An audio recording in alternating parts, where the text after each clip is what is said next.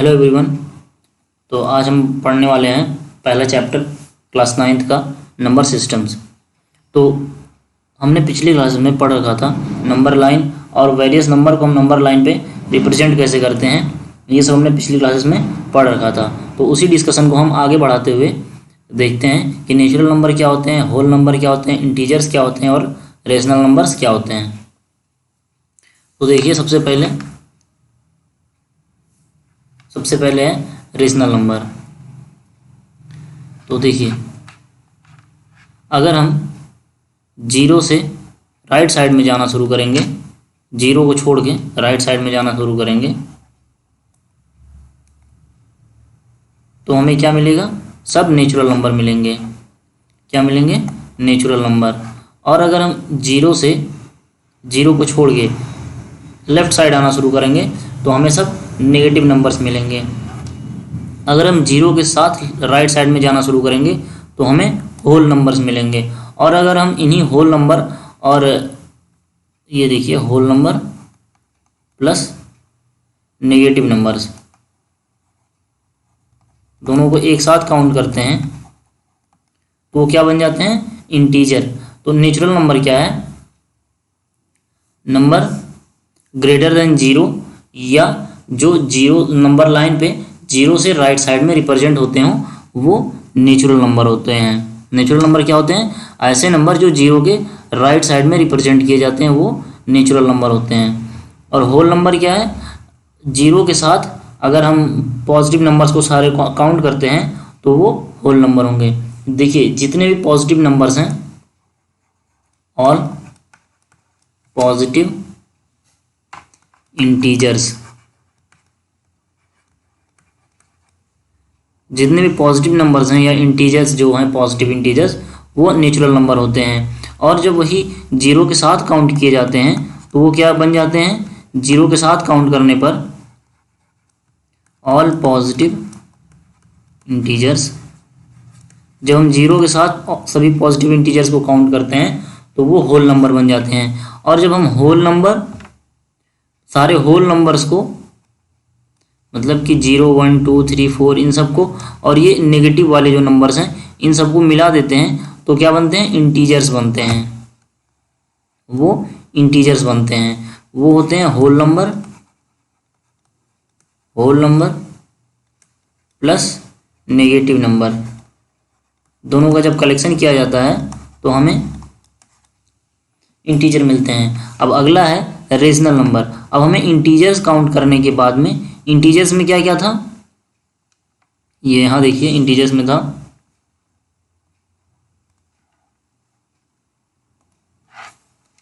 Integers में जो हमारे पास था वो था 0 -1 1 2 3, ये सब इंटीजर थे। लेकिन अभी कह रहा है कि रेशनल नंबर क्या, ये नई चीज़ क्या निकल के आ गई। तो अब जो इन नंबरों को लेने के बाद जो नंबर बच गए जैसे कि 1/2 2/3 4/5 ये सब रेशनल नंबर हैं। और इसकी डिफिनीशन क्या होती है? अ number which can be written in P/Q form where P and Q are integers and Q is not equal to 0। जो भी नंबर P/Q के फॉर्म में रिप्रेजेंट किए जा सकें, जहाँ पर P और Q क्या हैं? P और Q रेशनल नंबर हैं, सॉरी P और Q इंटीजर हैं। जो नंबर P/Q के फॉर्म में रिप्रेजेंट किए जा सकें जहाँ पर P और Q एक इंटीजर हैं, दोनों अलग अलग इंटीजर हैं। P और Q अलग अलग इंटीजर हैं और Q 0 के बराबर नहीं होना चाहिए। इस केस में जो है हम किसी भी नंबर को रेशनल नंबर में रिप्रेजेंट कर सकते हैं। मान लेते हैं P की वैल्यू है 3 और Q की वैल्यू है 5। तो अब हम अगर इसे P/Q के फॉर्म में लिखते हैं तो ये क्या हो जाएगा? 3/5। तो ये एक रेशनल नंबर है। क्या है? Rational number. और हम रेशनल नंबर को क्यू से डिनोट करते हैं। रेशनल नंबर को क्यू से, इंटीजर को जेड से, होल नंबर को डब्ल्यू से और नेचुरल नंबर को एन से डिनोट करते हैं। अब आगे चलते हैं। चलिए हमारे पास एक क्वेश्चन है, find 5 rational number between 1 and 2। अब हमें 1 और 2 के बीच में 5 रेशनल नंबर निकालने हैं। क्या निकालना है? 5 रेशनल नंबर। अब हमें पता है कि अगर कोई रेशनल नंबर आर है और कोई एस है, मान लीजिए कोई भी नंबर है आर और एस, तो अगर इनके बीच में हमें एक होल नंबर निकालना है तो हम कैसे निकालेंगे? R plus S divided by 2। R और एस को जोड़ देंगे और 2 से डिवाइड कर देंगे तो हमारे पास एक रेशनल नंबर आ जाएगा। तो चलिए हम करके देखते हैं कि 1 और 2 के बीच में 5 रेशनल नंबर निकालते हैं। तो चलिए पहला क्या है? पहला वाला हो जाएगा 1 + 2 divided by 2 equal to 3 divided by 2।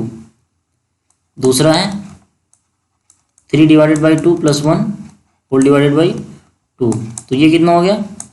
3 + 2 divided by 2/2। तो इस 2 का यहाँ पे गुणा हो जाएगा, तो ये क्या हो जाएगा? 5/4। और तीसरा रेशनल नंबर क्या हो जाएगा?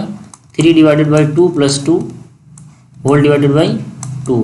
तो ये फिर से क्या हो जाएगा? 3 प्लस, देखिए इसका गुणा यहाँ पे होगा तो ये हो जाएगा 4 डिवाइडेड बाई 2 और होल डिवाइडेड बाई 4।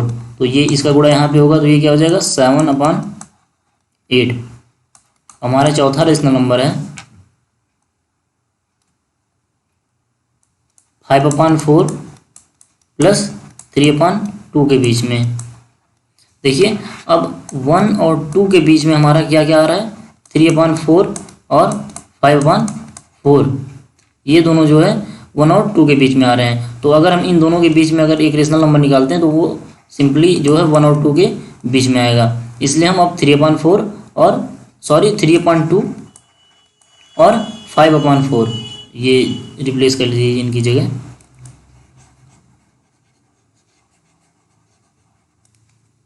ये 5/4, 3/2। ये जो है 5/4 और 3/2 ये जो है 1 और 2 के बीच में आ रहे हैं, इसलिए 5/4 और 3/2 के बीच में निकलने वाला रेशनल नंबर भी 1 और 2 के बीच में आएगा। तो ये देखिए, इसको ऐड करने के लिए क्या करेंगे? इसमें ऊपर नीचे 2 से मल्टीप्लाई कर देंगे तो ये हो जाएगा 5 + 6 divided by 4 divided by 2 equal to 11 divided by 8। और हमारा पांचवा रेशनल नंबर होगा वो क्या होगा? 7/8 + 11/8 होल डिवाइडेड बाई 2। तो ये हो जाएगा 18 divided by 8 divided by 2 equal to हो जाएगा 18 डिवाइडेड बाई 16। इसको जब सिंप्लीफाई करेंगे ये हो जाएगा 9/8। तो ये हमारे 5 रेशनल नंबर निकल के आ गए। अब आगे चलते हैं। आगे है अगला टॉपिक हमारा है इर्रेशनल नंबर। अभी तक हमने क्या क्या पढ़ा था? तो फिर से देख लेते हैं क्या क्या पढ़ा था हमने।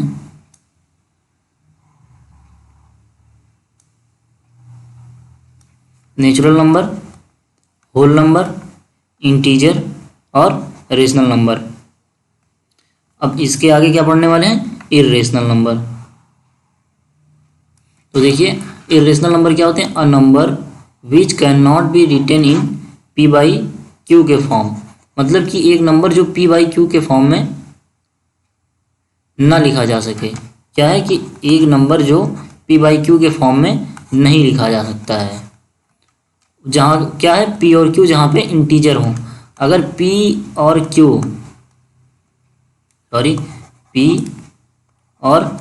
q जो है इंटीजर हैं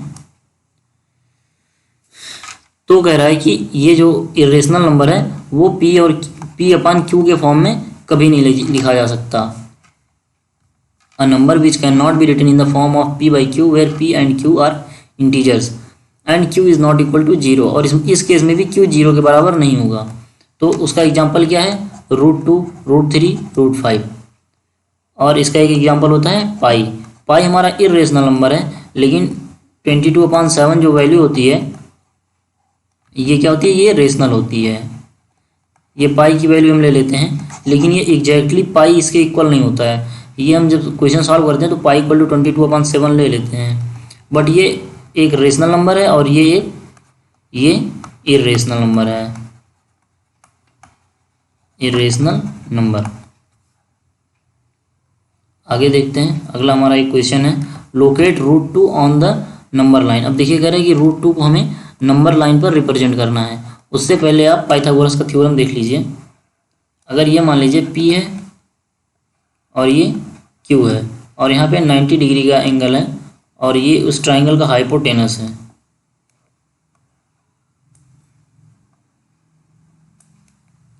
और ये मान लेते हैं S है, तो जो पाइथागोरस थ्योरम है वो है P² + Q² = S²। या इसको इस तरीके से नहीं, इस तरीके से लिख लेते हैं। हमें पता है कि ये हाइपोटेनस है तो ये H, ये बेस है तो ये B, तो ये परपेंडिकुलर है तो ये P। तो ये P² + B² = H² होता है। हमें पाइथागोरस थ्योरम से ऑलरेडी ये बात पता है। तो अब हमें अगर रूट 2 निकालना है तो ये वाला ट्राइंगल देखिए एक बार और, मान लेते हैं ये 1 यूनिट है और ये भी 1 यूनिट है, तो पाइथागोरस के थ्योरम से ये क्या हो जाएगा, ये रूट 2 यूनिट हो जाएगा। कैसे, ये 1 का स्क्वायर 1 + 1 का स्क्वायर 1 इक्वल टू, मान लीजिए अभी हमें इसकी वैल्यू नहीं पता है, जो हाइपोटेनस है इसको H मान लेते हैं, ये नहीं पता है, तो ये क्या हो जाएगा H²। तो H इक्वल टू क्या हो जाएगा 2 √ में। तो अब हम इसी का यूज करेंगे नंबर लाइन पर रूट 2 को रिप्रेजेंट करने के लिए। तो हम एक नंबर लाइन ड्रॉ कर लेते हैं।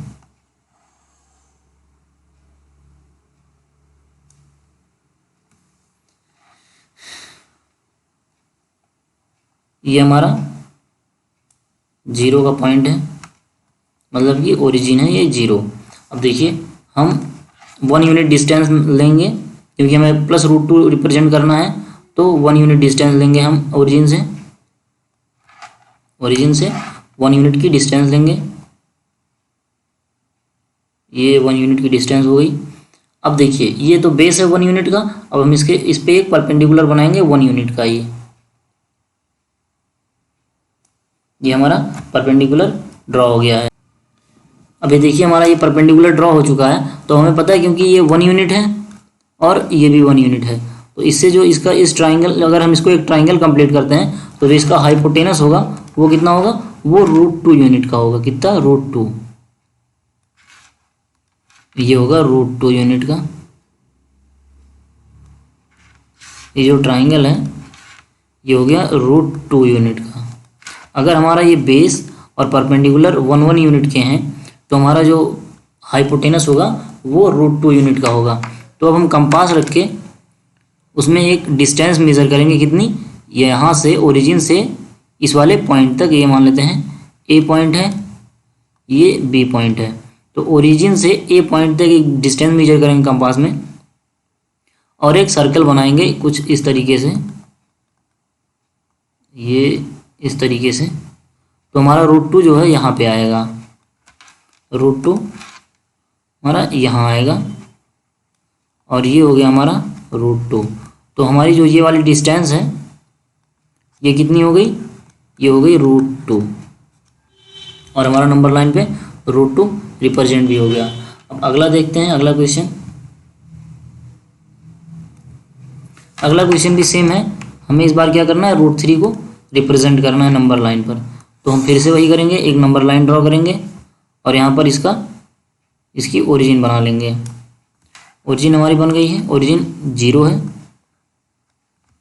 इस बार देखिए हम क्या करेंगे, इस बार जो हमने स्टेप पिछली बार किए थे वही रिपीट करना है, बस एक स्टेप इसमें बढ़ाना पड़ेगा हमें। ये 1 यूनिट का हम बेस लेंगे, 1 यूनिट का बेस ले लिया। अब इस पे एक 1 यूनिट का ही परपेंडिकुलर ड्रॉ करेंगे। तो अब हमें जो मिलेगा वो फिर से √2 मिलेगा। अब देखिए एक ट्राइंगल और यहाँ पे ड्रॉ कर लेते हैं। हमें 3 पाने के लिए क्या करना होगा, अगर हमें हाइपोटेनस जो है इस ट्राइंगल का 3 निकालना है तो हमें क्या करना पड़ेगा, हमें एक साइड √2 होनी चाहिए और एक साइड 1 होनी चाहिए। अगर हमें हाइपोटेनस √3 पाना है तो एक साइड होनी चाहिए √2 और एक साइड होनी चाहिए 1। तो हमें ऑलरेडी ये साइड √2 मिल चुकी है अगर ये 1 और 1 यूनिट के हैं। तो ये कितना हो गया, ये हो गया √2। अब एक परपेंडिकुलर हम इस OBC, हम इस OB जो है हाइपोटेनस पे एक परपेंडिकुलर ड्रॉ करेंगे, एक परपेंडिकुलर ड्रॉ करेंगे इस पर 1 यूनिट का, ताकि हमें जो डिस्टेंस मिले वो √3 इस बार मिल सके।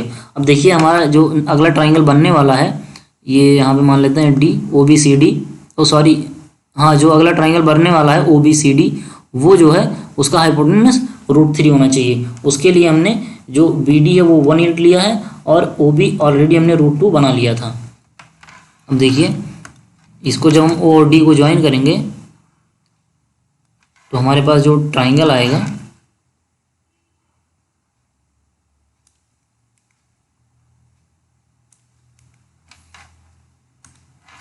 ये √3 यूनिट का होगा। हमने जब O और D को ज्वाइन किया तो जो हमें साइड मिली OD वो कितनी मिली, √3 यूनिट की, क्योंकि यहाँ पे देखिए ये भी परपेंडिकुलर था तो ये भी पाइथागोरस थ्योरम को फॉलो कर रहा था और हमने आपसे कहा था कि ये परपेंडिकुलर ड्रॉ होना चाहिए। हमने जब इस पर एक परपेंडिकुलर डाला √2 पर या OB पर तो हमें क्या मिला, BD 1 यूनिट का, हमने 1 यूनिट का ही परपेंडिकुलर डाला था OB पर तो हमें BD मिला। और जब OD को हमने ज्वाइन किया तो हमें √3 यूनिट मिली। अब हम OD को जो है रेडियस मानते हुए एक सर्कल बनाएंगे और वो इस तरीके से बनेगी और हमारा यहाँ पर √3 रिप्रेजेंट हो जाएगा। ये कौन सा पॉइंट है, ये √3 वाला पॉइंट है, ये हो गया √3। आज के लिए इतना ही, फिर मिलते हैं अगले लेक्चर में। धन्यवाद।